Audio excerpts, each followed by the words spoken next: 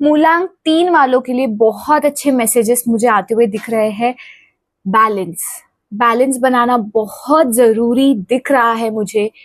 अपनी पर्सनल, अपनी professional life में अपनी इंट्यूशन की सुने, आपकी गट फीलिंग जो आपको कह रही है उसको ध्यान से सुने, क्योंकि आपकी गट फीलिंग आपको प्रोटेक्ट करने की कोशिश कर रही है।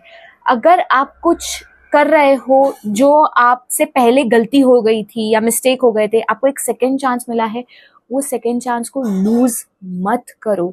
आपके करियर में मुझे बहुत ग्रोथ लग रही है।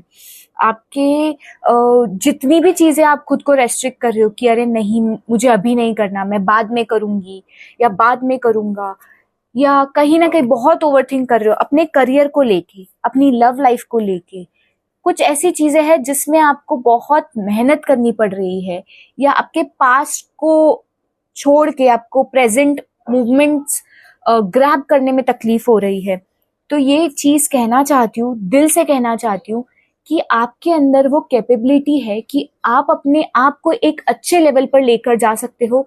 सिर्फ आपको चीजों को कब, कैसे, कितना कंट्रोल करना है, कितनी छूट देनी है, उस पर अगर आप कंट्रोल करना सीख गए तो आपका करियर बूस्ट होने से कोई नहीं रोक सकता। आपके लाइफ में जुलाई मंथ में मुझे बहुत ग्रोथ दिख रही है।